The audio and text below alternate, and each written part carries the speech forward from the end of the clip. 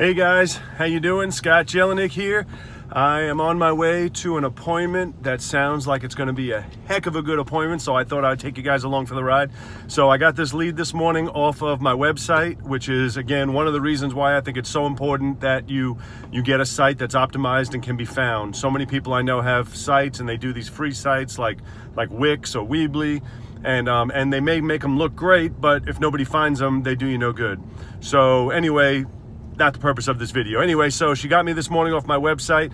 She actually spoke with my wife. She told my wife that this house is probably going to be the worst house I have ever seen in my life, which excites me because when a house is in great shape or they tell me we just redid the kitchen, it's got a new roof, anything positive about it is worse for me. When they tell me this is going to be the worst house you've ever seen in your life, that excites me. On top of that, the house is owned free and clear. She recently inherited it, and I'm real excited about it. The downside is I have an appointment right now. I'm supposed to be there in 15 minutes. Is that she told me she is meeting with someone else. I'm being there at 5:15. She's meeting with somebody else at 4:30. She did promise she wasn't going to sign with anyone else, so hopefully she keeps her word on that. And I'd rather be the last guy, providing she doesn't sign with the other guy. So we'll see when I get there. This sounded like a great lead, great appointment, and I'm hoping to make it into a great deal. So I wanted to take you guys along for the ride, and hopefully if I get the paperwork done, I'll be able to film some video inside and let you guys see that as well. I will clip this all together. All right, guys, they're not coming in, so I can show you the inside of this house. I know it's a little dark. Well, it is not the worst house I've ever seen, although definitely a contender.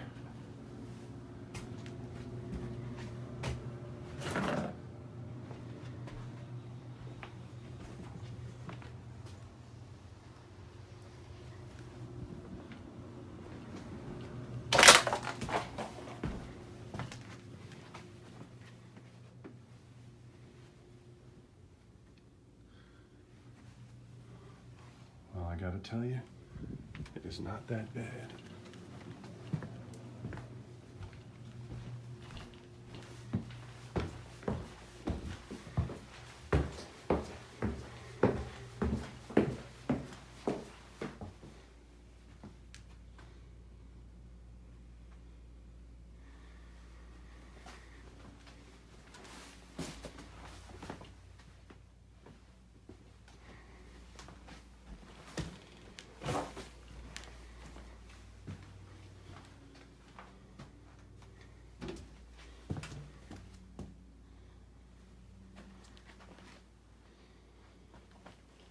Wow.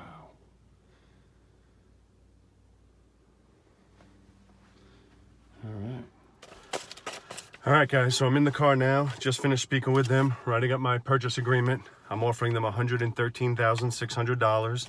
I believe if I get it, I can probably mark it up a good $30,000 to $40,000. She said she had wanted a minimum $90,000, which was the land assessment, but she is meeting with two other investors. One she already met with, and one she still has to meet with. So I want to give the best offer I'm able to give. So anyway, I will keep this going and let you know if in fact I get it. All right, guys, how you doing? I am back. It's about 5 days after I did that initial video, maybe 6 days. After I did that initial video with you, I am just leaving their house now. I just got a signed contract on that property. However, I need to let you know that I did not get it for what I offered. I don't remember my initial offer. I think it was $113,000.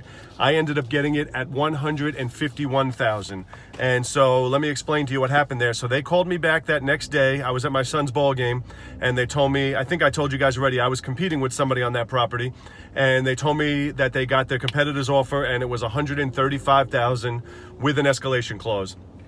Now, I spoke with her at great length. They went on and on about how they specifically want to sell to me, but obviously business is business and they have to do what's best for the family.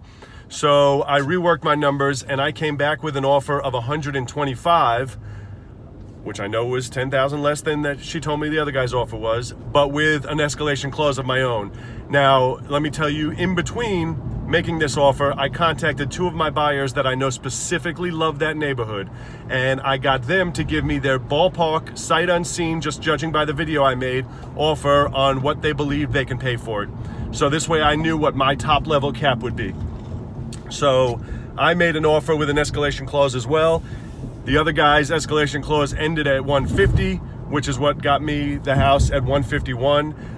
Even with going way over the offer that I originally made, I believe I am still going to make an assignment fee of $34,000 on this deal, but I'm going to keep these videos going and I will let you know when it's done. One other thing that I didn't mention that may or may not have been the tipping point that brought us over the top as to why she wanted to deal with me. There were several things, and you know we do a whole process going through the process, but I also offered to help her. She has several items that she needs to move out of the property, and I also offered that I would help her personally on my own time. I will come, and she's got a list of stuff. So this Saturday I'm supposed to be meeting her, and we're gonna go pick up, there's no furniture, it's all small things, some documents and boxes of photos and stuff like that. But I had agreed that I would go and help her to get all that stuff moved. And so that was real important to her as well. And so I just wanted to let you guys know it's not always the dollars, although that helps. Sometimes there's a little bit more to it. So I'm gonna let you know when I get an assignment done on this, and I will take you all the way through closing so you can see exactly how much we end up making on it. Have a great day, I'll see you on the next one. Hey guys, all right, so I just got the phone call that my check is ready for pickup.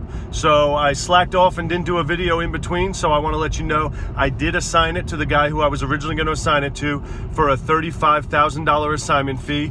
My check is going to probably be just under $35,000, and the reason for that is because my contract on the buy called for me paying the seller's closing costs, but yet when I sold it, I did not pass that along to him, so I ended up paying the seller's closing costs.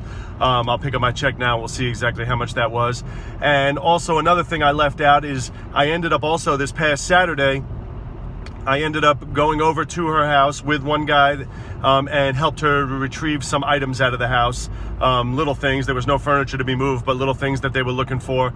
That was part of the deal that I put in the contract, that I would also show up and help her move some items out. So that's all I have for you. Just got the call. The closing was yesterday. My check is ready for pickup now. I'm going to go pick it up, and then I will do one last video for you when I have the checks in hand so we can see exactly what that dollar amount ends up being. See you on the next video. All right, guys, so I'm here at the title company now. I just picked up my checks, and there's two checks here. I got one for $24,000, which is $24,000 even, and then the other one is the one they took the closing cost out of, which should have been $10,000, but it came out to $9,294. So that means I paid $706 of closing cost for my buyer.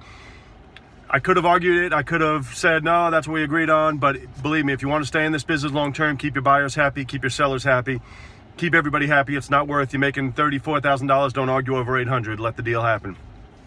So anyway, one last thing. The reason why I have two checks instead of one, I'm not going to get into it in this video, but I do a portion of my deals into my 401k, which is why I have it segmented out.